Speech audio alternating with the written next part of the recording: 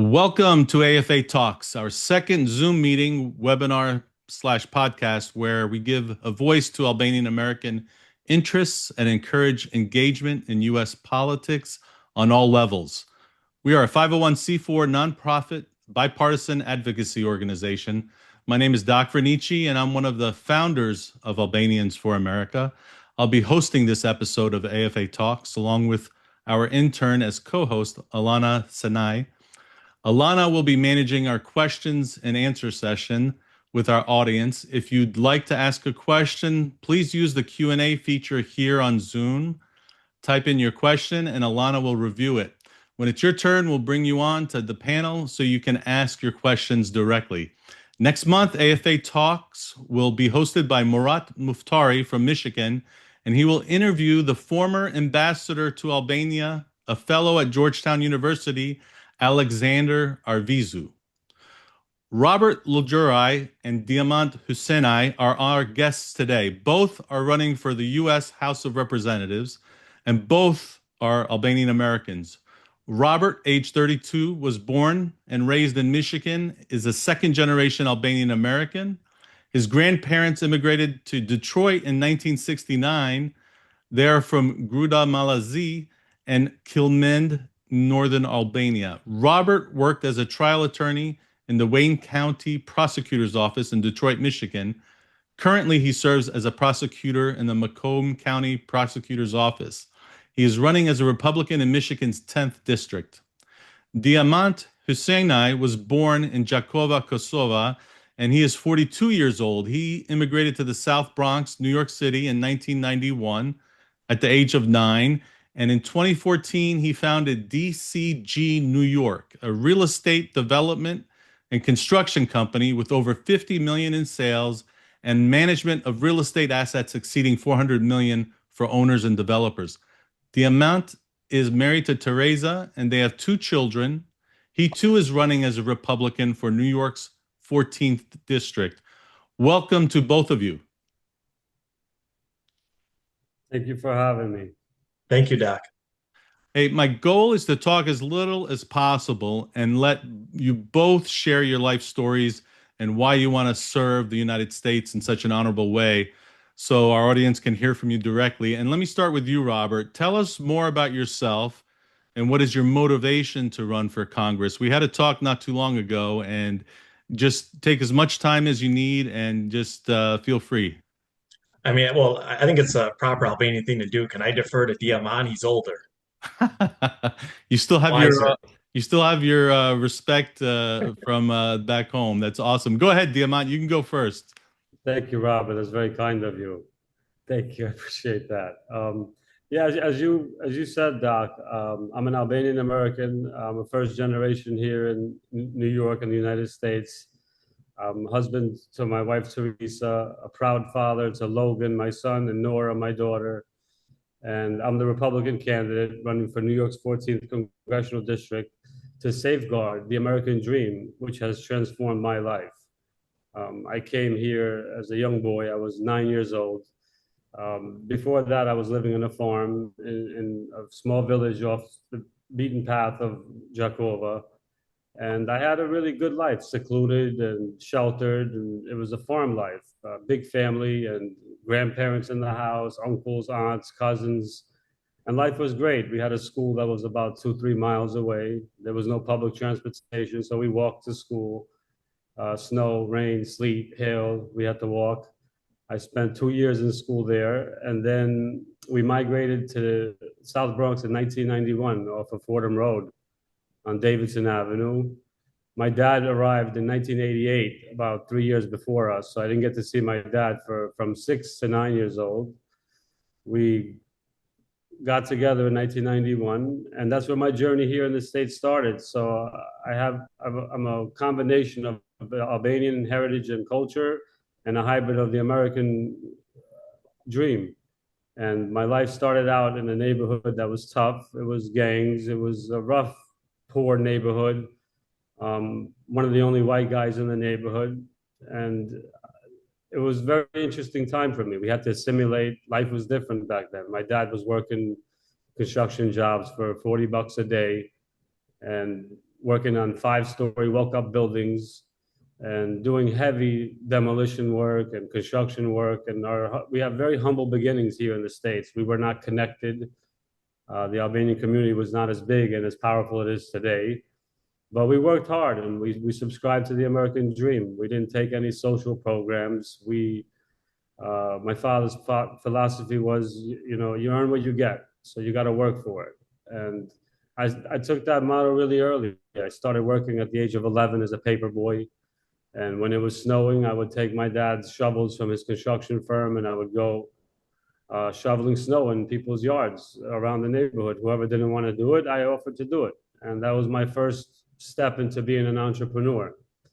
Later, we moved to the south side of Yonkers, and I went to a trades and technical high school where I was studying architecture and construction management, which ended up working out for me in my career.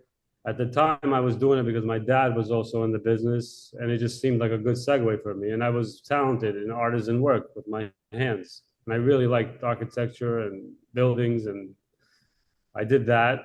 I did a 2-year degree in Westchester Community College, and at the age of 22, I started my company. Started BCG back then, but it took 2 or 3 trials. We had partners. I was on my own in the 2008 recession, and in the last decade was when my life really flourished. So, Robert, that's a good segue for you, because at the age of 32 till now is when all of the success and the foundation work that I did for the previous 32 years came to fruition. I was dating my now wife, Teresa. We were friends in college. We were building a business together. We got married when I was 35. I had my kids. We did incredibly well with business. We started out with small aspirations, humble beginnings. We wanted to have a good paying job. We wanted to be able to afford the regular things in life. And the business grew and kept growing. And we started with myself and one guy, and we got up to 88 workers. And now we've specialized in real estate development, construction in New York City, where our headquarters are. We have a branch in Miami, and we have a branch in Kosovo. And we have a really good business profile and business setup, and it's really great. And I'm looking at all the things that I benefited from as an immigrant in this country. And I say at the beginning, I'm safeguarding the American dream, because as Robert is living it, I'm living it, you're living it, and so many of us have benefited from this beautiful country. And the politicians in New York that I've been watching for many, many years, I've been involved politically, but on the sidelines. I've never spoken, I've watched. Ever since a young boy, I went to Washington, D.C. to protest during the war in Kosovo. I went to Manhattan. We were out there screaming "Free Kosovo, USA." 4 o'clock in the morning, we're on Arthur Avenue, lined up in buses to go down to Washington and have peaceful protests.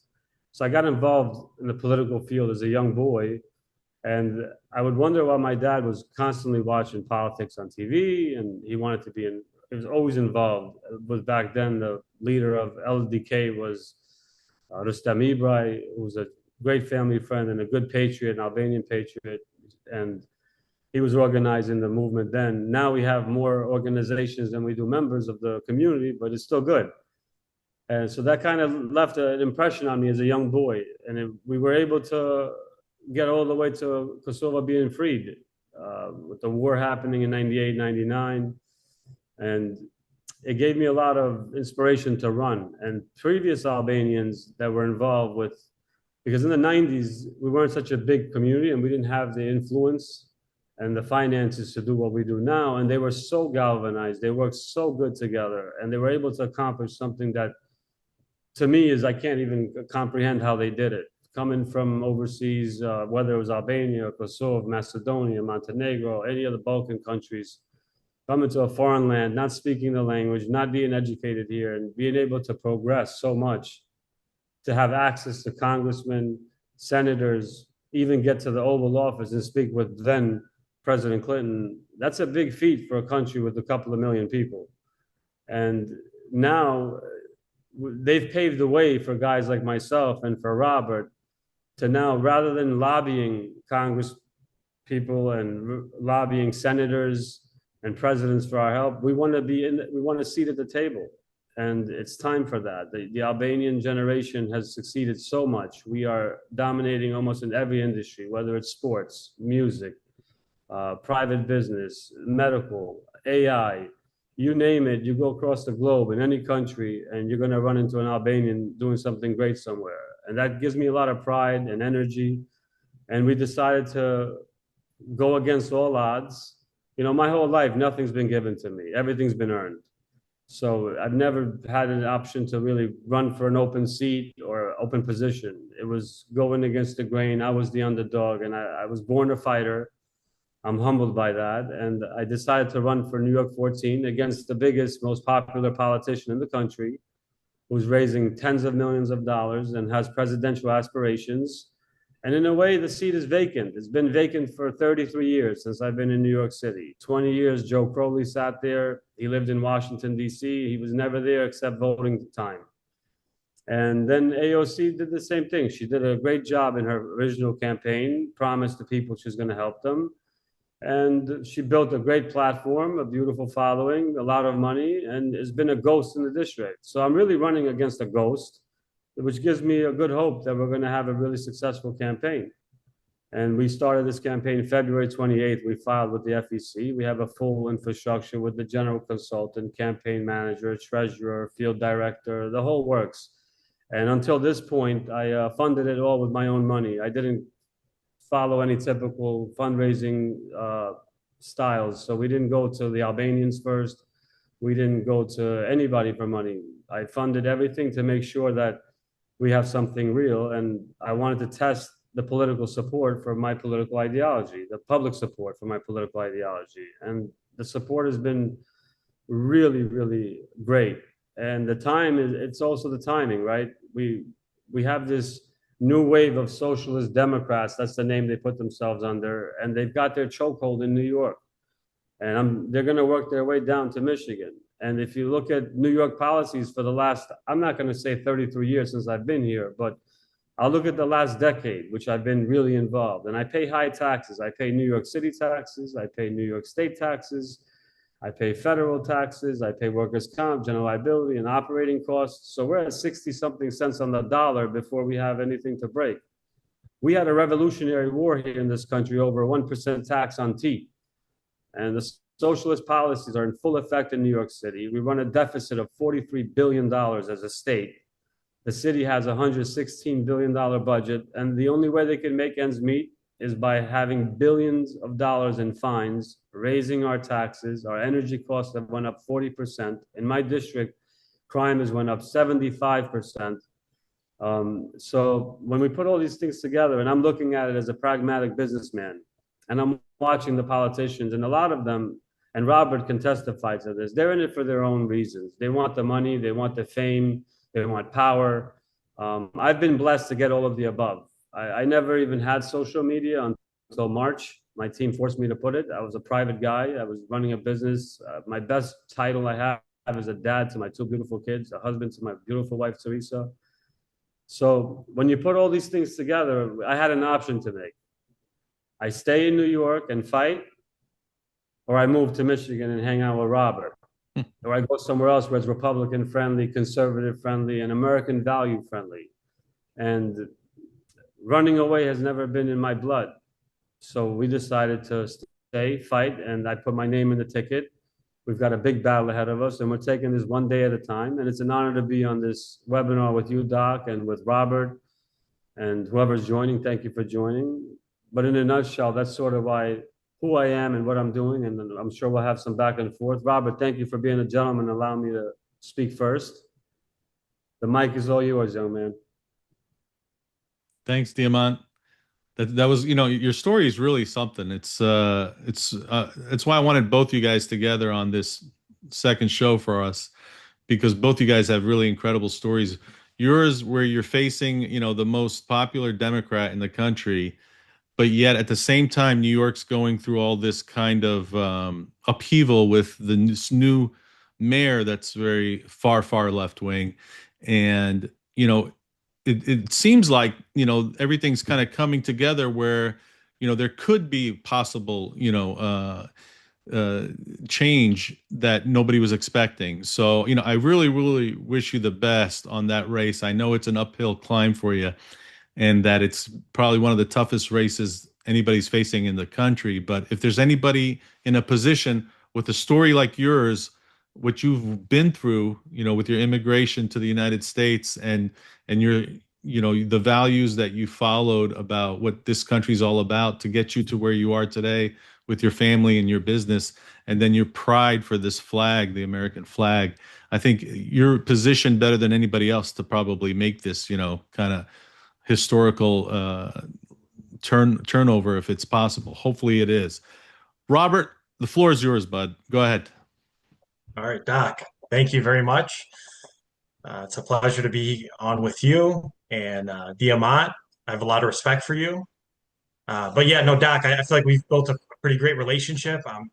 First of all, I give you a lot of credit for starting this group, and I've had the opportunity to meet Gino. And I thought this group was along for a while because you all have been so active and your social media is really on point. But the fact that you've only been around for 8 or 9 months is very inspiring to me. And actually, me and people on my team and people in Michigan have actually taken notice of what or what your group's doing, AFA is doing. So thank you. Thank you for being a voice for our community. And I think you're onto something special. And all of us are going to support you. And I think it's shows a lot about your character, Doc, that you put aside some time from your family and your business to try to get Albanians elected. And that's what we desperately need in this country. And then Diamant, yeah, you have a great story. And I could just tell, I feel like I read people very well. You have great character and you stand for everything I think all of us as Albanians do. And we support you 100%. And please do not move to Michigan in my district because you impressed me so much. I think you'd be a better candidate than me. So I don't want you coming into our district. But yeah, stay in New York and fight. And we need you there. And God bless you, brother. And God willing, really, I actually pray that I get to the halls of Congress and the Albanians in Michigan do, using me as a vehicle. But then when you get there and you win, and hopefully you're able to wake up New Yorkers to the threats of socialism, then you and I can both have an office in the same building in Washington, D.C., and we can do good work, and we can have our community come, and we'll have coffee and a key for everyone and an open door policy. So. Thank you, Robert. Thank you. But yeah, so a little bit about me. I am I'm the son and grandson of Albanian immigrants, and my paternal grandparents came from Malsi and came in 1969. And then my mother's, and they actually immigrated to Detroit. And my mother's parents came from Northern Albania, and they settled in the Bronx in New York, and they're still there in the Westchester, Scarsdale area to this day. And on both sides of the family, hard labor jobs like every other Albanian family. And so I grew up in a traditional Albanian family household. I lived with my grandparents and my parents and my Aja, and we lived in Sterling Heights, Michigan. And my grandfather, he worked on the line at Chrysler. My grandmother was a dishwasher. My mother is in the restaurant industry, and my father's a maintenance man. So I do come from humble beginnings, and work ethic and faith and belief in the American dream and patriotism was always taught to us growing up, and hard work. And so my parents try to promote an education for me and my siblings. I'm the oldest. I have a brother and sister. They want to be teachers. They just graduated from, my brother did, and my sister's there now. They're at University of Notre Dame in Indiana, and they want to give back. And then I went to an all-boys Catholic high school because Catholic faith was a huge part of my family's background, why they immigrated, right? I mean, they lived under tyranny and oppression and socialism and communism, and we're not going to come to America. And that's what we escaped from our homeland, and we're not going to allow America, frankly, the greatest country on earth, to turn into a socialist country. And I know Diamant mentioned that socialism's coming here. I think it's already coming here because the Democrats are socialists, and some of the people that we're going to go up against in the primary are, I believe, avowed socialists. And so we have to fight them, I think, on all corners of America. And America's like the last beacon of hope. And so if we lose America, then we're going to lose freedom and liberty around the world. So I think Albanians make up the best part of America. And even though we're Albanian by blood, full-fledged Americans, and we're proud of it. And now we just need to get some Albanians in the halls of Congress. And so that's what I'm hoping with this candidacy. And I think, frankly, Doc, that we have a great shot in this particular district. So grew up in the district, Went to public school, went to an all-boys Catholic high school, graduated, went to Holy Cross College, conservative college in Indiana. I'm proud. I was the only Albanian to ever attend there. I became the student body president, graduated, came back home, really care about this country, really care about giving back. And so I joined the Macomb County Republican Party, which is the district I'm running in, and I volunteered thousands of volunteer hours to the party, trying to help elect good conservative candidates. And then decided to pursue law school. And I went to Detroit Mercy Law School. I became president of the Federalist Society, which is conservative lawyers and judges that believe in the Constitution and believe in originalism and the separation of powers. And actually, those are the founding principles. If you really study what this country was founded on, those are the founding principles of this country that we have to protect. And I think, frankly, that's what helps separate America from every other nation on earth. And that's why I think we've had so much prosperity as well. So graduated law school, and instead of chasing wealth, I decided to become a prosecutor. And one of the Michigan's most dangerous county, but one of the nation's most dangerous jurisdictions, which is Detroit. So I was a Wayne County prosecutor, proud first Albanian-American Wayne County prosecutor. And I had an American flag in my office, but I always kept a small Albanian flag in one of my coffee mugs. So obviously very, very proud to be Albanian, very proud of that I have. But yes, I prosecuted a lot of cases, a lot of litigation experience. I've prosecuted over 2,000 cases. I've done nothing but dangerous felonies with prosecuting habitual offenders in Detroit, attempted murder, carjacking, armed robberies, bank robberies, drug trafficking, domestic violence. I mean, you name the criminal statute. I've had the privilege of prosecuting. And so I do believe in law and order. And I do believe that that's should be at the center or the epicenter of every society is safe streets. So capitalism and businesses and people and families and educational institutions can thrive. So I do believe in defending police officers. I do believe in law and order and the Constitution. And I do believe in standing up for victims. So I lose sleep over victims. I care about them. I want to be their voice in life. And I think that's the way my family raised me. Is always trying to stand up for truth and justice and using your God-given skills to give back to other people. And then I joined the Macomb County Prosecutors a short time period ago, which is the district that we're running in. But I actually recently left my employment docket as of last week because I feel like this campaign is gaining momentum and we're moving in the right direction. And I want to dedicate every living and breathing minute to this campaign because I want to win this. I want to win this for us, for my family, for the large Albanian community that we have in this district. And they've really invested in me. And it's not just my campaign, Doc. I really feel like it's my community's campaign, the Albanians in the district, but also a lot of the grassroots in this district. So I'm in a Republican district. It leans Republican about 3 to 4 points. We see this county getting more red every cycle. It's a stronghold for Donald Trump last several cycles. Every time he's been on the ballot, we've won it. There's several Democrats in the seat, so they're trying to target it, but I'm the only there's another candidate, but I believe I'm the only viable Republican candidate that's announced in this seat. And so we have a great opportunity. I have a lot of grassroots support.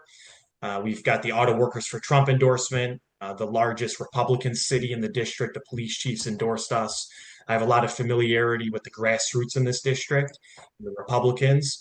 And so I like our chances, given my involvement in the Republican Party in this district, my public service background. And then we have the chance to change the electorate. And so I'm trying to get the word out to the Albanian community to register to vote. And we have about, we think, 3, 4, maybe 500 businesses in this district. And most of the Albanians actually live in this district. And so the challenge is going to the Jami, the Teched, the Bektashi community. We have a Catholic church in the community. We have an Orthodox church in the community. And so I've met with nearly all the religious leaders and some of the shochatas in the community to coalesce them, bring them together.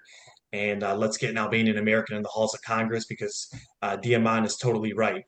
Politicians come around to every community for money, and they come for our money. They come for our support because we're very hospitable people. But once they get elected, they forget about us and they leave us behind. And congressional leaders give you 5 minutes in their office. But once you walk out of that door, your issues evaporate in their minds. and we're just as capable and as hardworking. And look at the background that Doc has and Diamant has, and your children are going to benefit from your hard work.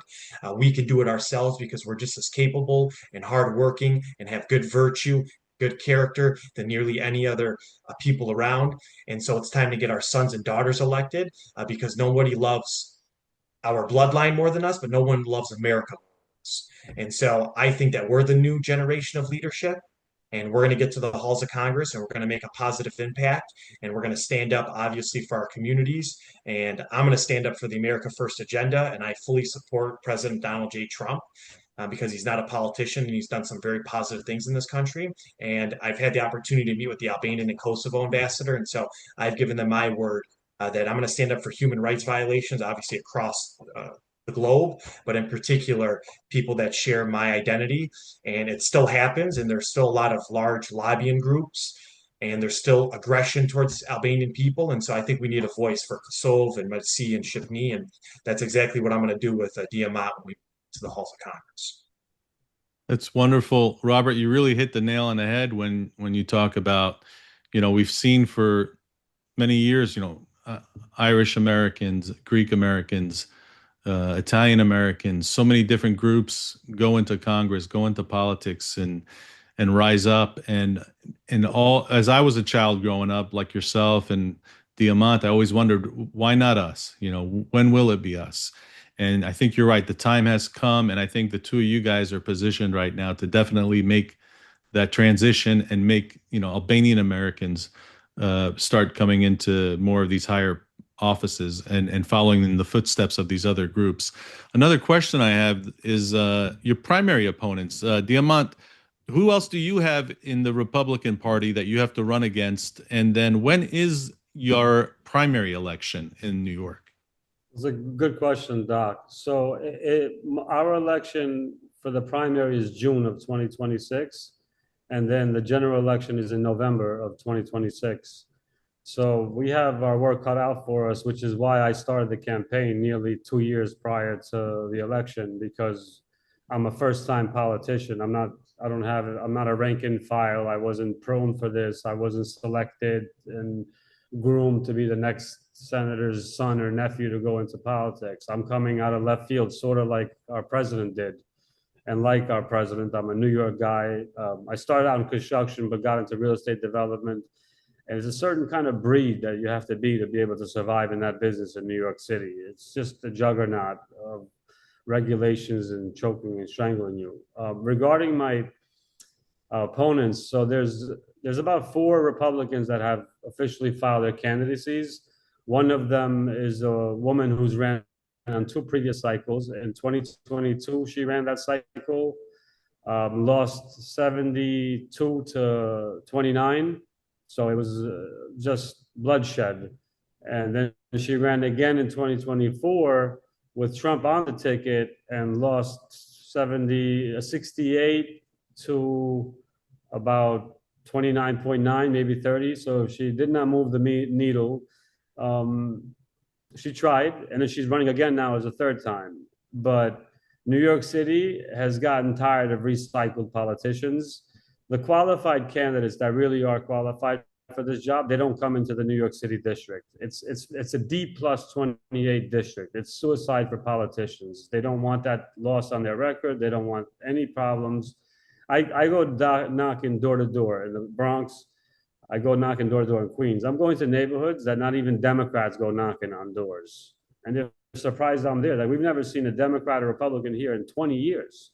You're not afraid to come to this neighborhood? I'm like, I grew up around here. And I'm meeting all these folks, and the time has changed. So on the primary side, which is the first battle we have to finish, I'm not really paying attention to my opponents. I'm only paying attention to the people.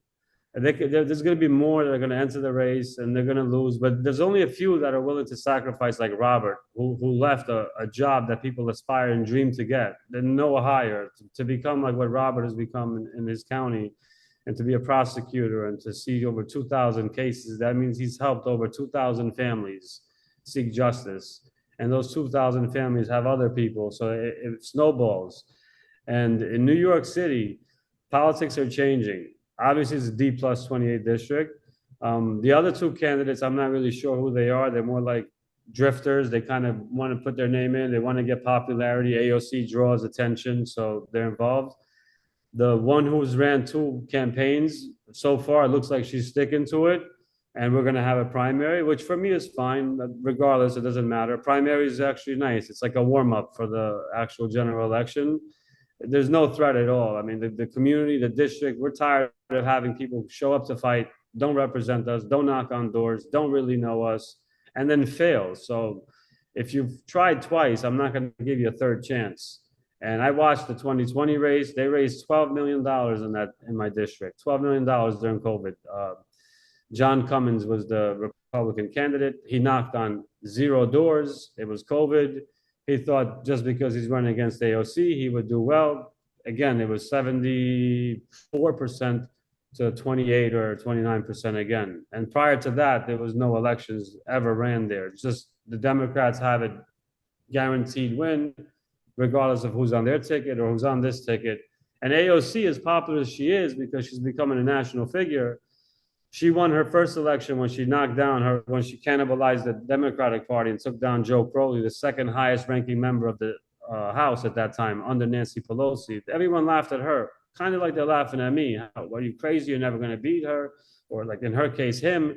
And she knocked down Joe Crowley in the primary by 4,000 votes. There's about 4,000 Albanians in that district. So if the Albanians were to register Republican vote in a primary, it's a toss-up. But I stayed true to my roots, which are Republican conservative values. I grew up in a Democratic household. I know the Democratic spiel. I know the socialists stick better than they do. And it's just not organic to me. So I'm actually excited to have a primary. I'll get to show my ability to go out there and fight. So we're planning on, we're working on all the fundamentals to make sure we have a successful primary and we clinched that nomination. And Robert, I wish you the best of luck in your primary. I saw that some of your Democrat opponents are being funded by some big players and they're raising some big money very early on the race. Same on my side. Just to make you feel better, AOC's got 15 million in her war chest already. And she's not really, I don't think she's running for this seat anymore. Maybe not this cycle, but the next. She's gunning for higher office because it doesn't make sense for a congressional candidate to raise 15 million to win a district you're winning by 30 points. So she's seeking higher power, maybe to unseat Chuck Schumer as a senator. Maybe her and Bernie want to be president and vice president of Socialist America. So we have a path and we're working towards that. But obviously the first step to your question is the primary. And there's 4 of us. And I feel very confident that we're going to have a very successful primary on the Republican ticket in a very Democratic area. What's the date on yours, Robert? And how many do you have opponents on the Republican side? Yeah, sure. All right. So I'm so passionate about this seat. I mean, we're going to make history with this seat. And we're in the driver's seat. This is our race to lose, unequivocally. So there's another Republican in the primary. She's raised about a couple $100, not viable. And we're less than a year out. So it's going to be August 4th, 2026. And I'm the sole Republican that's announced in a seat where the county is a Republican county and it's a current Republican congressman that's vacated the seat to run for governor. Now, I feel like I've built a good line of communication with the Republicans in DC and the House.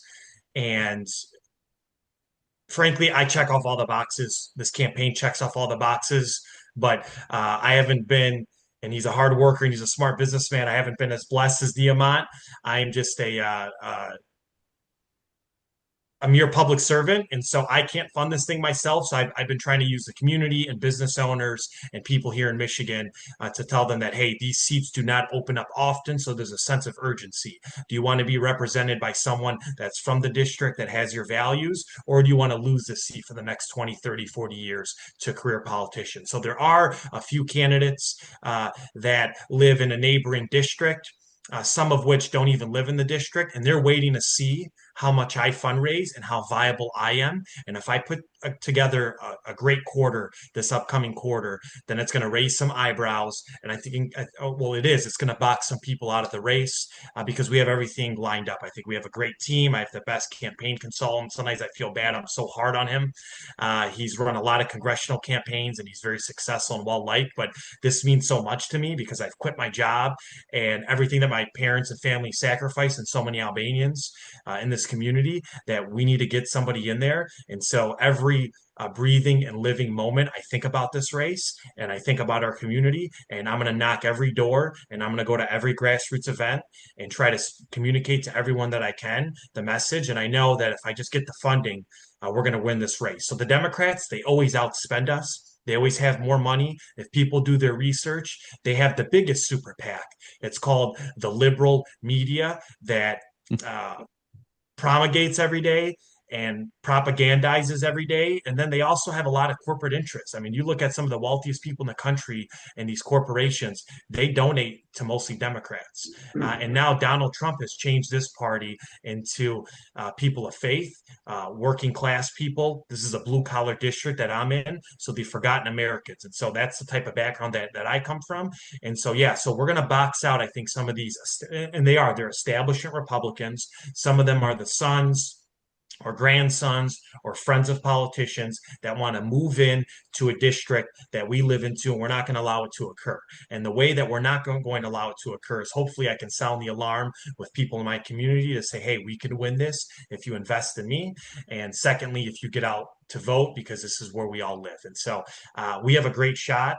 I can feel it every day. I feel like I build momentum every day that I'm out there talking to different groups. If I can just get in front of people first before my opponents do and get my videos and my social media and my flyers and my commercials out first, I know we can win people over. And there's studies that say, you know, sometimes if you're the first person to ask for a vote or for support, then people will align with you.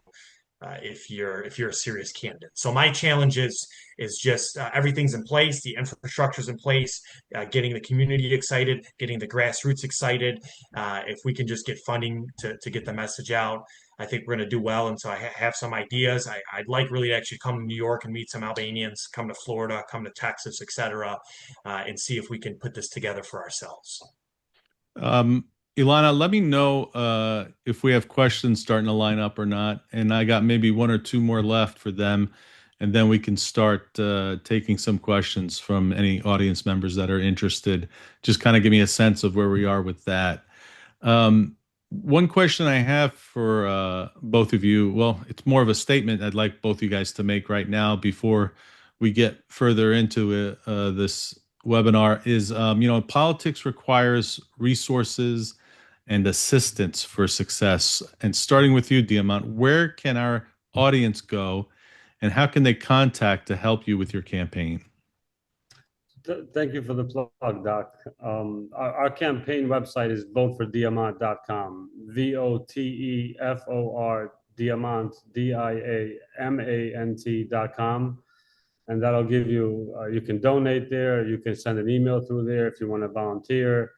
And it comes directly to my team. We have the infrastructure in place to respond to a lot of calls and networks. I have a keen advantage because I run a pretty decent sized small business, and having the infrastructure in place with assistants and staff and support staff, it's sort of like adding another big project to my agenda. And I appreciate that opportunity to plug in my website. And I'm available to anyone, anywhere, anytime, even if they're out of district, they have a question. It's not really my race to win. It's the people's race to win in New York City. I just happen to be the vehicle who's willing to get out there, roll up my sleeves and fight the machine. And I'm looking for the folks that live in the district, out of district. And Robert, by the way, I'm going to start fundraising as well. Because I started a little bit earlier, your race is in August. So your race is actually sooner than mine. I didn't even know that. But we will be having fundraisers, and I'm happy to come down for you to Michigan and speak and rally up. I'm very good at making people write checks. I don't have a problem, and I can speak at one of your events for you. I like you. I support you. I think you have a very viable chance to win. It's never easy, especially when it's open, because all of the opportunists come in. But I'm rooting for you, and I'm here for you. Just to get off topic, but Doc, that's the website to my campaign. It's voteforddiamant.com. And then there's links there, and it'll take you wherever you need to be to volunteer, to help, or just to send a friendly message. And I appreciate anyone who does go visit. Thank you. What about you, Robert? Where should people go if they wanted to help you out? Yeah, thanks, Doc. So actually, I just want to mention something about the Democrats raising money.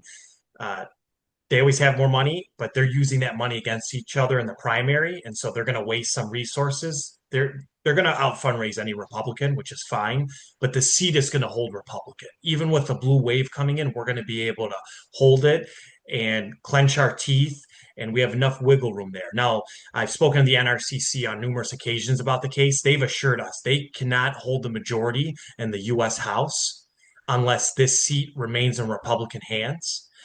And it's more than a 50-50 seat. It leans Republican. And so they've assured us that the resources will be there. The horses are going to come home once we make it out of the primary. Unfortunately, in this race, you're on your own in the primary. And so whatever Republican makes it out, then the party's going to coalesce.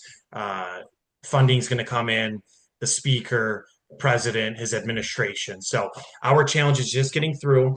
My goal, if we can get to $1 million, I strongly believe we're going to win the seat. We don't see anyone getting to that $1 million marker. And there's only 78,000 people, 72,000 people that voted on the primary off presidential year. A lot of voter apathy. We think there's 20 to 30,000 Albanians that live in this district. Frankly, if we raise a lot of money, it'll keep people out. Even if several people get in, they're going to splinter the vote based on the data. And so our pocket of support will never be eaten into.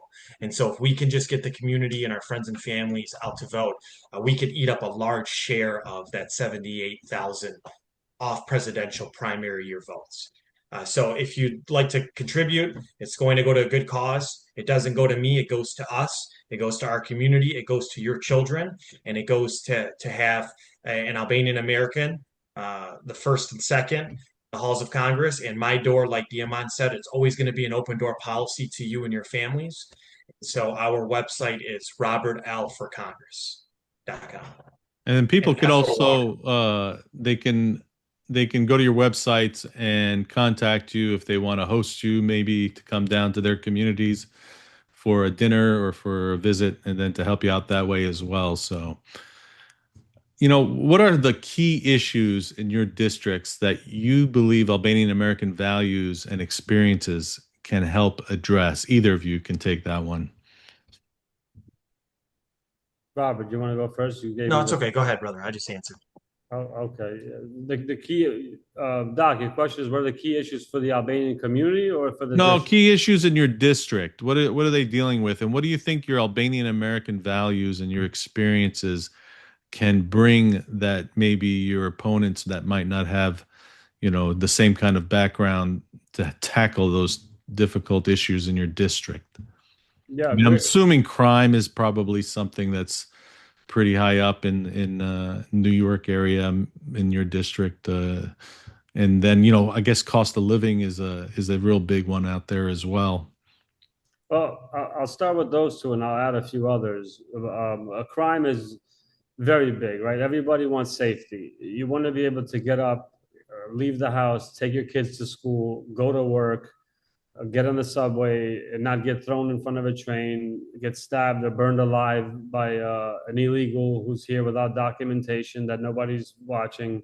And these things are happening in New York City right now. So when we have crime up 70% in the district, Robert's a prosecutor. He knows what those figures mean. That means more muggings, more stabbings, more murder, more grand larceny, everything you name it, New York City brews it. And that's a big factor. And how you address that is by funding the police department to hire more qualified police officers and train them to deal with not just the mentally ill, which exists, but also with many different topics across the board. So when you have a safe neighborhood, the community can live in harmony and in peace. And as Albanians, we tend to police ourselves, and we police our house, we police our communities, we look out for each other, and it's an important factor for us. So the crime and is a big denominator in my district. Affordability is what Zohran Mandami's whole campaign is about. And it's a nerve that strikes with everyone, right? You want to be a conservative, even if you like to live in New York City, you've got to, the inflation rate has gotten so big that people are being priced out of New York City, and it's due to socialist Democrat policies, which are to have all these social programs.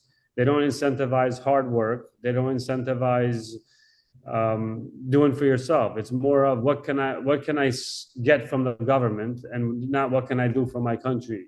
And Albanian values are the opposite. We like to give. We're the biggest givers when it comes to donors, when it comes to opening the door for hospitality. We are very kind and have big hearts, and we have to be able to do that. And Albanians own buildings, they build buildings, they own restaurants, they operate restaurants, they're in hospital halls, they're doing surgeries. So affordability for everyone is a big factor, because you have to be safe, you have to be able to afford your lifestyle. And then those two factors segue into our infrastructure, which is crumbling apart. We have the same train systems since they were built. They replaced a few panels on the trains, they put a few dividers up and some new signs, and you still have a rat-infested garbage infrastructure of a subway system. Our bridges have potholes the size of semi-truck wheels, and they'll be there for weeks at a time. I can't tell you the number of our company cars, my personal cars. You're on the FDR, you're on the Bronx River Parkway, you're on the West Side Highway, you're going down 11th Park, 3rd. Anywhere you're going in the city, you've got to be dodging potholes like landmines. And we're paying all this money into the city, and we don't see any of it. And you have politicians like Zohran who's saying, I'm going to make 200,000 public housing.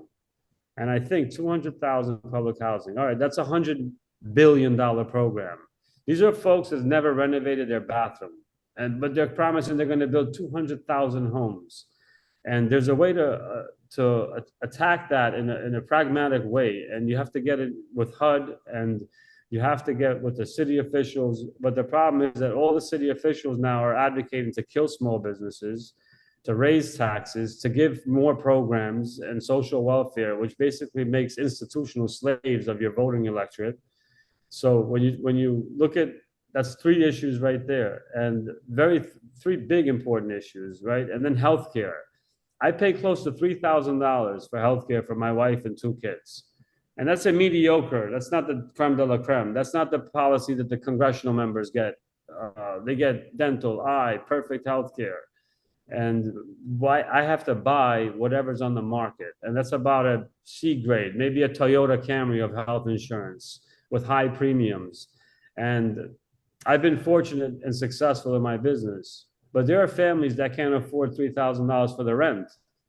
How are they supposed to buy these insurance policies? So now that not only do they have an unaffordable living situation, they're going outside, they're not safe. In the Bronx and Queens, right now, there's prostitution rings that are bringing young girls that have been trafficked by drug dealers in our community that are being used as prostitutes daily. As we have this interview, it's happening in my district and in Queens. And we have the most popular congresswoman that's lived in my generation, who's from that district. Wherever she goes, the cameras flock to her. She's never come there to protect those young girls. And, you know, being a father of a daughter and being a person who likes to protect people, that's a big problem for me. It's not, I'd rather have, it's probably the top of the list of priorities. If your family members are not safe, and if your sisters and mother and daughters are not safe in your neighborhood, you've lost your country.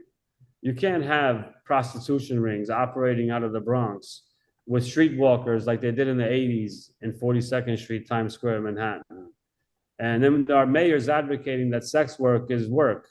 And these are principles that don't align with Albanians. I go to Kosovo in Albania 4 times a year. And, you know, after 12 o'clock, the bars are closed. There's no strip clubs. There's none of this obscene stuff that's really against the family values. But what New York City is doing is attacking the nuclear family. They don't want the structure of a mom and dad and a kid in the house. They want to filter that and create this alternative reality. So when you have unsafe streets, high taxes, infrastructure crumbling, high cost of living, politicians show up a few months before election day, they take off. You only see them on Twitter or on social media and when they're voting. And these issues are the drivers for me. We have to make life affordable in New York City, but we can't do it by punishing all the business leaders, because then they're going to leave and then it's going to be a disaster. And those are some of the issues that I'm really focused on. Robert, you want to go, or you want us to take some questions right now? You want to answer that same question, or you want me to defer to Alana, see if we have some other questions we can bring Whatever's best for timing. Alana, you have some questions people are interested in asking, or you have a question yourself? Yes, I do. Okay, go ahead, Alana. Awesome. So thank you so much, Diamant and Robert. Your stories are truly inspiring. So I just want to give this as a precursor for anybody on. If you have any questions, please use the Q&A option at the bottom of the Zoom screen to send in your questions. I will let you know if you have someone ahead of you and spotlight you so you can speak. And also, please let me know if you would like me to say your question for you. So we do already have a question from Burim. Burim, the floor is yours. I'm going to give you the ability to speak. All right, you should be able to speak right now. Hello, gentlemen. Thank you to FAA for putting this together. It is a privilege to be able to connect through this medium with these two gentlemen, and who are making us proud as an Albanian community in this great American nation. Diamant, it's very nice seeing you again. Doc, always nice to see you. Robert, it's very nice meeting you virtually. Doug, just to correct you before I go to my question, just to correct you, you addressed the mayor candidate, Mr. Mamdani, as this mayor. He is not. And we have it. The Albanians have it that way. He will never get that title. Okay. I stand corrected. I understand that being first in anything is the most difficult trial in life. And despite our full-fledged support, and without discounting Robert's fight ahead, Diamond has an even more challenging path when considering his opponent. This question, for the sake of the time, and I want to give more time to other participants, the question goes to both of you. As the first Albanian-American candidates running for the U.S. House of Representatives, how will you ensure that immigrant heritage and the community experience not only guide your priorities in your district, for which you just spoke about, but also to contribute to strengthening U.S. foreign policy and relations with the Albanian populated region in the Balkans? I'll take the question first, because Robert's going to defer because I'm older. He's going to make me sound like I'm an old man. Burim, it's good to talk to you. How are you, my friend? All good. Thanks for asking. Thank you. It's a great question. I think I'm uniquely qualified to talk about this subject. It means deeply to me. Being a first generation American Albanian and having spent the first 9 years of my life there and going back so oftenly and seeing the way politics run, we as Albanians face a big problem today. We're excelling in a lot of categories, but we're regressing in politics. I'll give you an example. Serbia spends $45 million a year to lobby the United States. That means they come in and they schmooze the senators and congressmen to their agenda. And Kosovo spends less than my company does on our petty costs regarding lobbyists. And we have some really powerful Albanian business leaders, and I think they're missing a vehicle, a voice to talk to. So the only time we get to send our message to Washington is through a fundraiser by writing a big check, and the congressional member or senator will tell you, yes, I'll look into it. And when they go into the chambers of commerce, those doors close. Our interests are closed with that door. And it's about time that we have someone who understands, like myself, when I'm Krenor, say I'm Shqiptar, Shum Krenor, and it does not get lost on me, and it dawns on me that the weight that comes behind this position. And it wouldn't even be great. It would be historical if a first time thing is done twice in New York and in Michigan, because then I can have 2 votes in Congress regarding this issue with supporting Kosovo and Albanian policies. We've got some good politicians over there that are trying really hard, but there's no bridge connecting it. I'll give you an example. We have Albin Kurti, who's the Prime Minister of Kosovo, and He hasn't been to the White House. Dr. Ibrahim Rugova was in the White House in the early 90s. And that's a part of a big problem. I'm connected to the congressional members from New York. I happen to know two of the most heavyweight congressional members in the House of Representatives. I have Congresswoman Elise Stefanik, who's a congresswoman from New York. I have Congressman Mike Lawler, another power player that they're aware of our community. They love the Albanian people. They have them in their districts. Mike Lawler more. And it's great that we have these folks, but it's about time that we have an equal footing and we have a seat at the table so that we can push the Albanian agenda forward, because we have so much potential. Out of Europe as a whole, not just the Balkans, Albanians are the most patriotic and most pro-Americans that you're going to find. In Kosovo, if you get an application for a driver's license, it has 3 languages. It says Albanian, Serbian, and I forgot the English was the third one. I can tell you this. The second most spoken language in Kosovo and Albania is English, by far. And you have all these young kids that are in high school, college, getting educated. They speak English fluently. They surprise me when I go over there. And they need a connection, a bridge between them and us. And it's only going to happen when one of us, and God willing, it's Robert and myself, will get to be a beacon of voice for them. Because as long as we're counting on third parties to get our agenda across the line, it's going to be playing telephone, and we're always behind the 8 ball. So we have to find a way to get Albanian business leaders to write some big checks and lobby US politicians, because we're up against a $45 to $50 million budget per year that Serbia pushes towards the United States to move their agenda, whatever it is. And that's a big problem. And I recognize it. I've seen it. And I want to be one of those voices and that voice for the Albanian community, because I know both sides. I'm a hybrid. I spent my life there and here, and I go back and forth. And I'm grateful for that. And I think that's a really big, important factor that I'm bringing up.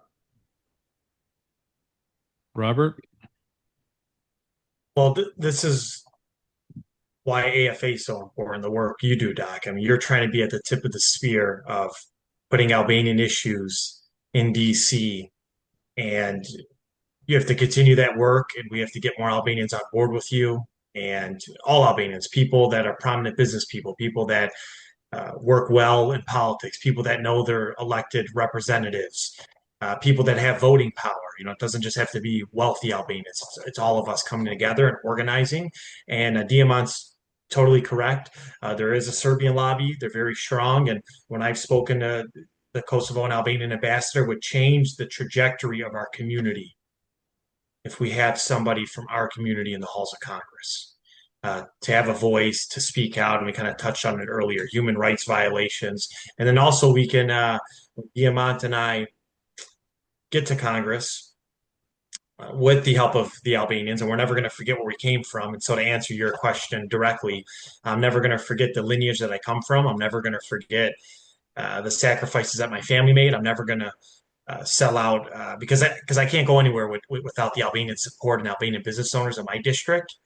And so I'm never going to forget them, but I'm never going to forget this country and sell out this country. And we should do an official visit to Kosovo and Shqipni when we get to the halls of Congress, Diamant, and we can host some of our colleagues and those 2 congressmen from New York that you mentioned. I think they'd be thrilled. And let's expose America to where we come from. And Albania and Kosovo are strong allies to America, and they're pro-democratic. And yeah, every country has its issues, but America should do business. And this is what Donald Trump's trying to do. America first, and doing business with countries that also respect America and assimilate with America and have America's or care about America as well. And so I think that we should open up more trade, with Albania and Kosovo, and America should start fine tuning. And I mean, the Donald Trump administration is already doing it, selecting countries and renegotiating trade deals and working with countries that want to work with America and care about America and want to see America prosper, but their country as well. So I think Albania and Kosovo can be great partners, and it can benefit both countries militarily, geopolitically, and economically. I'd also like to thank Borim Rejai, who just asked that question. He's with Albanian-American Relations Council, and they do really, really fine work reaching out and lobbying and helping the cause for the Albanian Americans. And they're out of New York, and we collaborate with them often. And I'm really proud of that relationship that our two organizations, along with others, are able to collaborate and to work together and to try to push forward our efforts to get Congress to recognize some of the issues that are important to our people. Alana, do you have any other questions from some other folks? Yeah, thank you so much, Burim. I really appreciate your question. Um, our next question is from Anna Tsenai. She asked me to read her question. So she says, thank you to the both of you for running for Congress and representing our community. What is needed from our communities in Michigan and New York and the US more broadly to get you to succeed? We'll stick with the decorum. I'll go first. Thank you, Amma, for your question. What we need is sort of what Doc is doing and what Robert is doing and what I'm doing. We need to galvanize as a community from every state in the country. Myself, I'm willing to visit anywhere: Texas, Florida, California, Iowa. You send me an invitation somewhere, and if you're Albanian, I'll come meet you at your local pizzeria, at your backyard, even though you're not in my voting block. The way we're going to have success in this is if we work together and we galvanize and we become together, because Albanians are very strong individually, a lot of them. But once we finish the war in Kosovo, it's almost like the mission was done and we kind of relaxed on our coattails.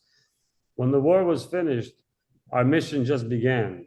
We became free. And now, as Albanians, we have to put aside all our feelings and be very tunnel vision on helping one another. And if we have a young man like Robert who's willing to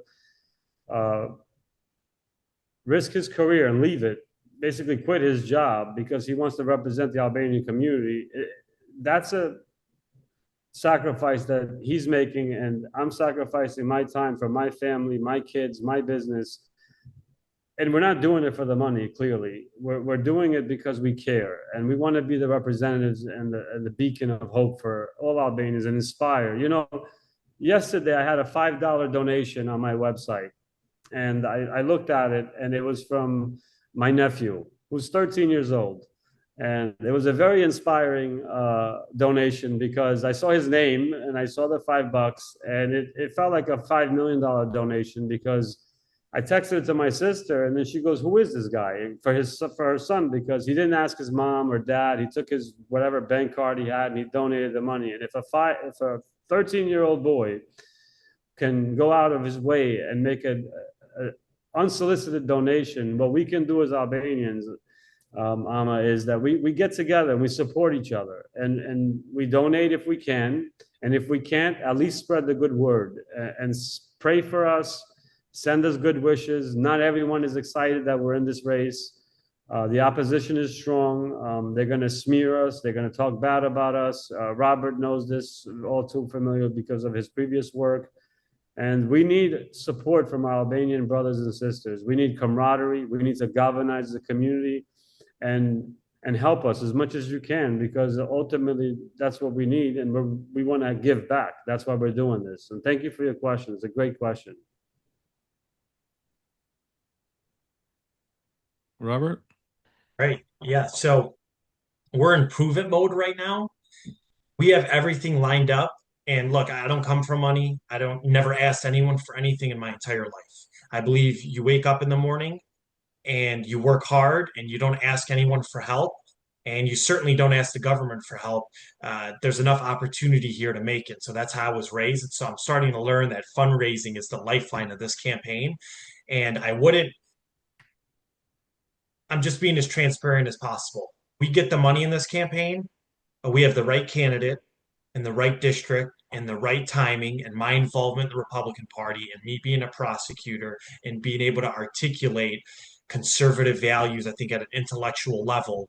And we're looking to get younger. I mean, we need young America First leaders. And just if I could take a quick minute just to answer the question about, like, what are the values of this district? Well, I can tell you right now that I'm getting out there.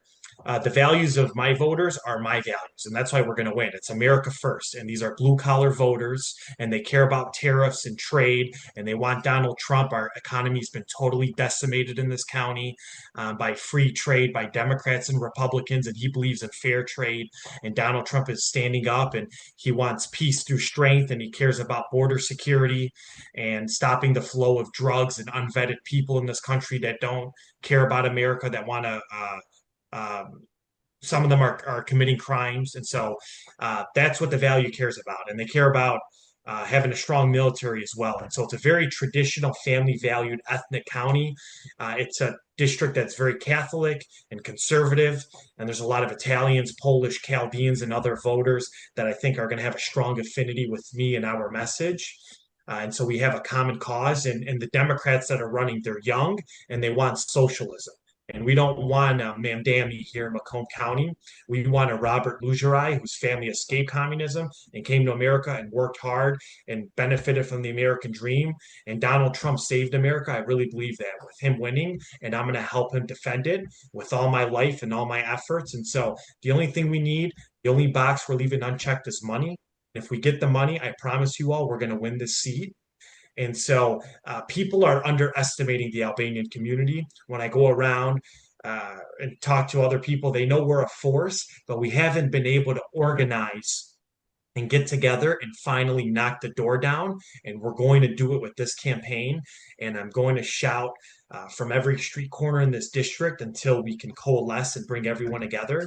And my priest gave me $1,000. He's someone that took a vow of poverty.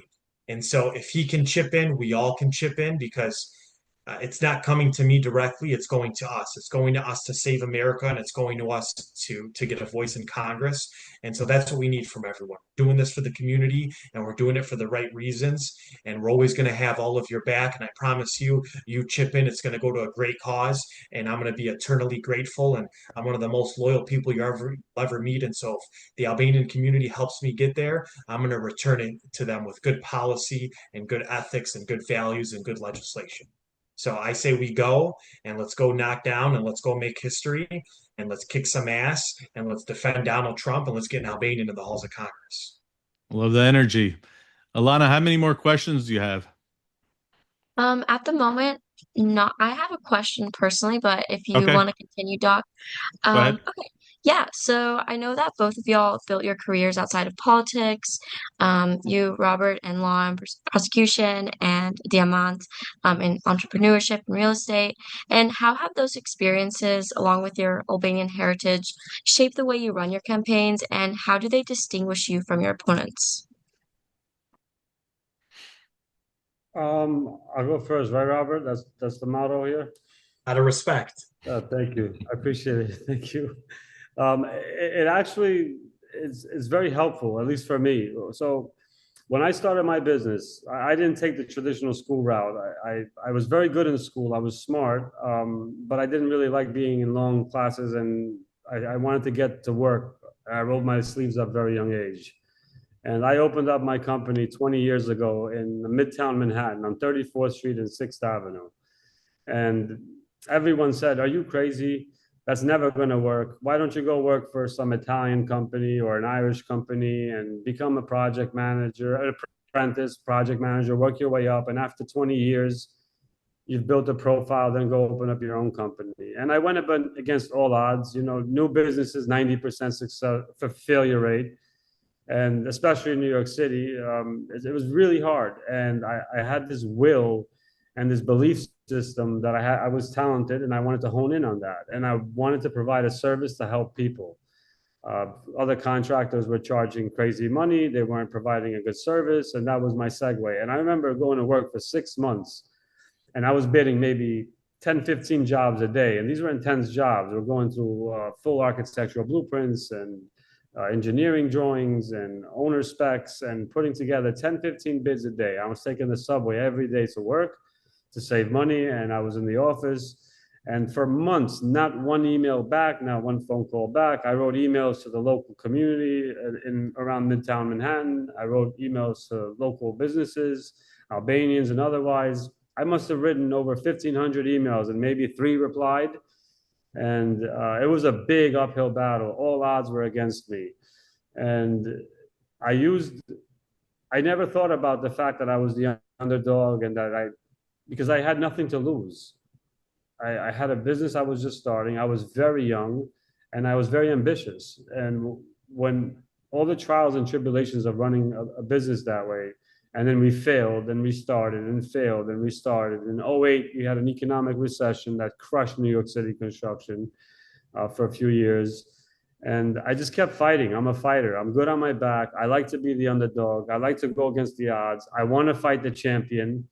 I've never been a bully. I've never kind of went after smaller, easier things to achieve. It's just not been my style. So I learned how to run a fine-tuned business, a really streamlined machine. And I did it only thinking about my customers, my clients, and how to service them better. And I was hard on myself. I'm a perfectionist. And it snowballed into bigger and bigger. And now I'm running a corporation and I have support staff and I have engineers, architects, expediters, all in one office, one firm, working on diverse projects from here across the state lines. And I'm using that executive experience to bring it to legislative performance in the Congress. I've been to a lot of hearings for my own business with fines, with dealing with the New York City Department of Transportation, New York City Department of Buildings, the MTA, the bike lanes, believe it or not. There's all these city agencies that are involved with getting permits and processing a job and finishing it, inspections. And I got really well versed going into intense situations, being the underdog and coming out on top and defying all odds. And I'm going to bring that work ethic that I've had in DCG and in my personal life with my family and that winner attitude. I'm risking a lot because I don't have a losing record. I have a winning record. And now I'm putting my business record and my personal record on the line, and I'm going against a really difficult battle. But I feel very confident, like Robert, different scenarios, different strokes, but I feel confident about it because I'm on a mission to save the people of New York City. And they chose me more than I chose this. This was not something in the works for decades, maybe in the back end, but on the front line, I never saw myself as a politician because I found them to be liars and opportunists, and they hoard their positions. Like Chuck Schumer's been a senator for longer than I've been alive. Bernie Sanders has been a senator for as long as I've been in the country. And these folks, they get these positions, they never give room they're one of 100, one of 435. And they hoard the position, they know how to work the system, and the young guys and young girls barely ever get a chance. And my opposition, AOC, has no record. She grew up in a nice neighborhood in upstate New York. She went to Boston University, a great college. And then right from college, she went to the halls of Congress. And fair play, and I watched her. What'd she do for 6 years? 0 bills passed, killed 30,000 jobs, crime is up 70%, cost is up on rental, energy costs are up 45%.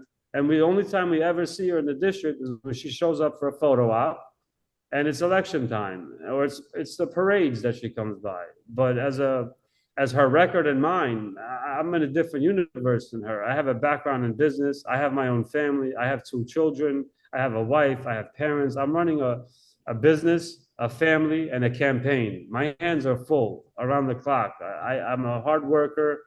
I don't think that there's any other congressional member or candidate that can match me with my pace, with my energy. I love the fact that I have an Albanian down in Michigan who's also running the same race. It's inspiring.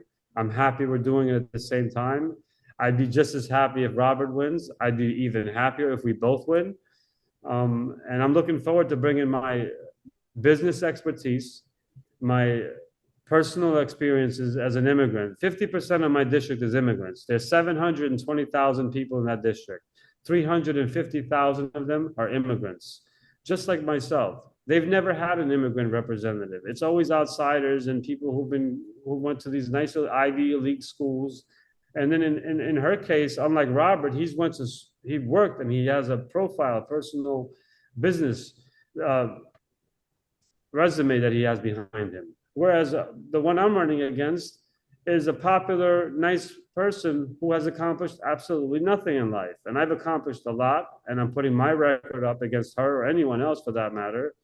And we believe we're going to have a successful campaign, and time will tell. We're taking this one day at a time. But thank you for your question, Alana. Thank you.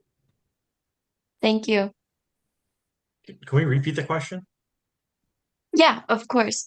So my question was, both of you, of course, like built your careers outside of politics, and Robert, you built yours in law and prosecution. And I was just wondering, how have your experiences throughout your career, as well as your Albanian heritage, shaped the way that you are running your campaign, and how do they distinguish you from your opponent? Yeah, sure. Well, I can tell you my opponents are the total opposite value set of me. One of my opponents on the Democrat side is worked in the prosecutor's office as well. But the difference between us is she puts criminals first and I put victims first. And I stand for the rule of law. I stand for individual liberty. And my opponents always promote big government and higher taxes and a government solution to every single problem that you have. And they defend lawbreakers, and they don't share the same immigrant Albanian family values that I was raised in. Which is caring for the elderly and putting your parents and grandparents first, and how important it is to the foundation of society to have the nuclear family intact. They believe in putting boys in our daughters' lockers rooms and boys and girls' sports, and they've advocated for this publicly. And so I'm going to fight that every single day that I'm in the halls of Congress. And I realize this district's unique because it is a pro-America first, a pro-Trump district, and the voters assimilate with or are behind that value set. But these issues that I'm bringing up, law and order, and the economy, and having a smart immigration policy, those are not left and right issues. I really think those are common sense issues, and those are all values I think people from our community, our Albanian community, jive with. And it shouldn't be political. It should just be common sense. And so we're going to implement that. And so I think my message too is just even Albanians that, there's Albanians that are Democrats and Albanians that are Republicans, but these people will never, ever represent you the way me and Diamant will in the halls of Congress. Because even if we share a different political party, no one is going to care for you like your own brother and your own sister and somebody that shares a family and a bloodline with you. And we are, and we're going to listen to you, and our office is always going to be open to you. And so my message to the Albanians is let's put our own in office, and let's have some common sense policies that we implement that shouldn't be left or right, that should just be in the best interest of American families. Thanks, Awesome. Alana. I think we're getting, go ahead. Oh, I have another question. Thank you so much, Robert. I don't know if y'all have a bit more time, but I do have another question, if that's all right. Sure. From someone who asked. So Get, I'm not sure if you'd like to say it, but I'm going to give you the ability to speak. If not, please let me know. But you have the ability to ask your question right now if you'd like. You should be able to unmute. Okay, yes. Can you hear me? Yes. Again. Robert, it's Dr. Metko, Gandhi Metko. We have met. Diamant, first time I hear about you. Very impressive. Proud to see you guys as very potential candidates and amazing people, first of all. And I would have not have asked for better candidates than you two. Based on what I've seen so far, I've met Robert a few times. I'm based in Michigan. I'm a physician, graduated in Albania. I work as a research physician in the United States. I'm engaged with, I've met Doc through Best Out to Diaspora I'm engaged with the Teche, the Bektashi community, as well as other communities in Michigan. We're behind you guys, and we should do whatever it takes to get you guys, win these states. And I think you will win these states. The biggest, not concern, but biggest worry that I have personally is how can we get the entire Albanian community united to come behind your mission and fully support you guys be successful. Number one. Number two, I know Marco Kepi ran before, and I don't know if you two have had a chance and opportunity to catch up with him and see if there was any lesson learned from him that we can apply for both of you, so we don't, make the same mistakes and, help you guys learn from past, challenges that other candidates, Albanian candidates, have had when they ran. So thanks very much. That's my two questions for you, and wish you guys well. And we're behind you 100% or 1000%. Thank you, Doc. That was very nice of you, and it's good to meet you over this forum. Congratulations on your success, and I appreciate what you just said, and I wish you much more success. I actually have met Marco Kepi. He's a nice young man. He's got his heart in a good place, and he hasn't run for Congress. He ran for some local positions in Staten Island. He's got a great following. He opened an organization called Albanian Roots. He's a proud Marine, so he served the country. He's also an immigrant from Albania. I believe he came here in 2001, if I'm not mistaken. I've had the opportunity and pleasure to meet him one time. We vibed. He's a good person and has his heart in the right place. The lesson we can take is not to lose. That's one. But I think Robert's campaign is very similar to mine in our strategy. And what Robert and I are doing is we're going door to door, business to business, hospital to hospital, church, mosque, synagogue, and we're talking to the community and doing the grassroots, like really grassroots. And I get the pleasure of going to some fancy fundraisers for politicians and these other events. But where I shine the most is when I'm with the people. I'm knocking on doors late at night. I'm knocking on businesses, and I'm seeing the new everyday New Yorkers that I've lived their life. I've struggled like they have.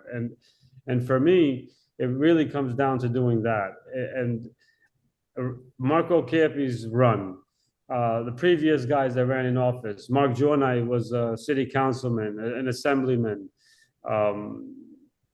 They're inspiring, and they give me hope, and they've paved the way for us. They were first at bat, and in Mark Gjonaj's case, he was successful in his assembly race and his council race, and then he decided to stick to the business, and he's a key figure in the Albanian community and works really hard. I've met him on several occasions, and he works hard on behalf of the community, and Marco Kepi as well. So these guys really paved the way for folks like myself and for Robert. And now it's time to pass the baton to us and let us see what we can do with it. And we plan to make them and the rest of the community proud. We both come with a different array of talents, which makes us uniquely qualified and unorthodox to deal with, if you will, because they're not used to dealing with someone like me or someone like Robert. We're not the political rank and file folks. We come with a very different perspective. We're so pro-American, but we're so proud to be Albanian. We understand the free market capitalism. We understand that this is a constitutional republic. My family, we've supported Bush Sr. when I got here. We went out and my father was protesting.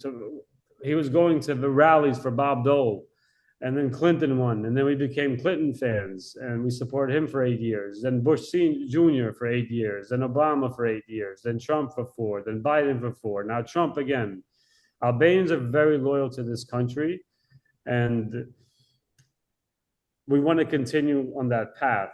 And I really appreciate the fact that the previous candidates that run, whether it was state, local, or federal positions, I respect them. I thank them. They've paved the way for guys like me and Robert to come in, and now they're sort of passing the baton, or we're taking the baton, if you will, and we want to see what Robert and I can do with it now. I hope that answered your question, Doc, from my end. Awesome. Thanks, Diamant. Yes. Yeah, Doc, God bless you. Nice to see you again. Thank you for being a friend. And thank you for coming to several of our events and supporting us.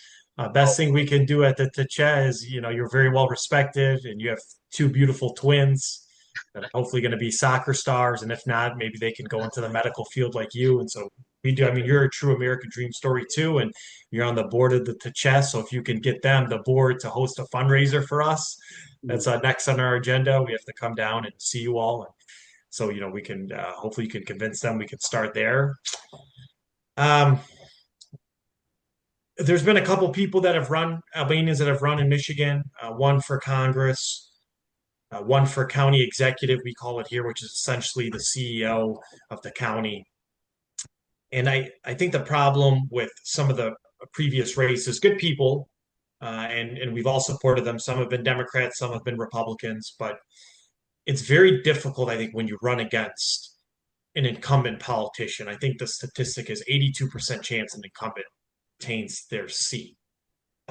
And so some Albanians have run and they're opposite of the political party that they're running in, or they're running against someone that's already in office. I think our race is a little bit unique is because I'm the only one that's actually born and bred in the district, very important to the voters. And number two, it's an open seat. And number three, I'm part of the party that this district favors. And I think having the wins at your sales is most important. Having a team and then having the resources. So if you can fill all those buckets up with water, I think that's a recipe for success. And previous Albanian candidates have not always had all of those opportunities behind them. So I think it's a timing thing. It's a candidacy. Part of its timing, part of its candidacy, part of its resources, and part of it's being in an open seat. And we have all that in this race, and I think that's going to be a good recipe for success. Thanks, Robert. Alana, I think we're about at that time. We're close to an hour and a half, if not more. Yeah, I just had one last message. It's not a question, but Sure. Burim, who recently asked y'all a question, he just wanted to share some good news. So Edmond Smiley of Texas was named best F-35 pilot in the U.S. Air Force, and he said, "How about that?" And that's just the first of the good news. I'm sure we'll have some soon about Robert and Diamant, and I'm looking forward to hearing it. So thank you so much for sharing that, Burim. That's great. Wow. I've known Edmond since he was a little boy, so to see him go into the U.S. Air Force and become a fighter pilot is just such a great honor. I love that kid. That's great news. Well, we've come to Thank the you for end. sharing that news. I'm very proud of that kid. Good for him. He's great. Alana, thank you for co-hosting again. You've done a great job. You're a wonderful intern with us at AFA. I can't speak highly enough for you. Thank you again. Robert, Diamant, I'm so excited for you guys. Thank you for being our guests today. We wish both of you success and victories in your campaigns and all that comes with it. Both of you have taken a very difficult task, and the road will not be easy. Thank you for your courage. Thank you for representing all Albanian Americans with honor and respect. Thank you, Doc. And thank you for hosting this webinar. I wish you lots of success with this. I think you're onto something great, and I'm proud of you for doing it. It's an honor to be on the second webinar, and it's kind of cool that we have Robert on as well. And we have two Albanians running for Congress in two different parts of this country, where probably Michigan and New York are the two biggest Albanian blocks in the nation as far as people who live there. So it's really good that you're putting this together and they get to kind of see us speaking. And I'm really proud of the fact that you had me on. So thank you for that. I appreciate it. Robert, it's been a pleasure chatting with you and listening to your point of views. And I just Godspeed with your race. Anything I can do, you have my personal number, so call me anytime. And if you want me out in Michigan, I'm a flight away. Yeah, Doc, let me just say this. I can't believe I'm here. I mean, I'm the grandson of a dishwasher, and my dad's a maintenance man, and I became a prosecutor in America. Now I'm on a Zoom call with Albanians for America, running for Congress. I mean, you tell me where that happens in America, or if you're like Diamant, where your dad's on the job site, work a day and night, hard labor jobs, and him too, and then he rises up to build his own real estate business. Or you, Doc, every time I call you, you're in the shop. You're dirty, you're messy, you're trying to build a business, you're trying to rehab your businesses so you can uh, give something to your children. And we're the best, and America belongs to us. It doesn't belong to elitists, and it belongs to Diamant's children, and it belongs to your children, and it belongs to me. And we work hard, and we follow the law, and we love this country. And the halls of Congress are going to belong to everyone that's in this Zoom call right now, and we're going to get there together, I promise you, and we're going to work day and night to accomplish it. And when one of us make it, we all make it. And so thank you, Doc, for putting on this platform. And I love you and Diamant. And my prayers and thoughts are with you guys, and I know you're going to already done great things, and we're going to get there. And God bless you, and thank you very much. Thank you. In closing, Albanian Americans have made significant contributions to the United States for over a century, from business and education to the arts and public service. But political engagement is where our community can have a truly lasting impact. When we participate in elections, when we meet with our representatives, and when we advocate for policies that matter to us, we make our voices heard in the democratic process. Historically, Albanian Americans have been strong supporters of the US-Albania alliance, remembering the critical role America played in securing Kosova's freedom and independence. But our engagement must go beyond foreign policy. We have interests here at home in education, healthcare, economic development, and local governance that affect our daily lives. In recent years, we've seen more Albanian Americans running for public office, serving on school boards, city councils, and even state legislators. These leaders don't just represent the Albanian American community, they bring our values, experiences, and perspectives into the broader American political conversation. The future of Albanian American influence in the US politics depends on our willingness to get involved, to register to vote, to volunteer for campaigns, to support candidates who share our values, and when possible, to run for office ourselves. By staying engaged, we honor the sacrifices of those who came before us and ensure the next generation inherits a stronger, more united community. Thank you for joining us. See you next time.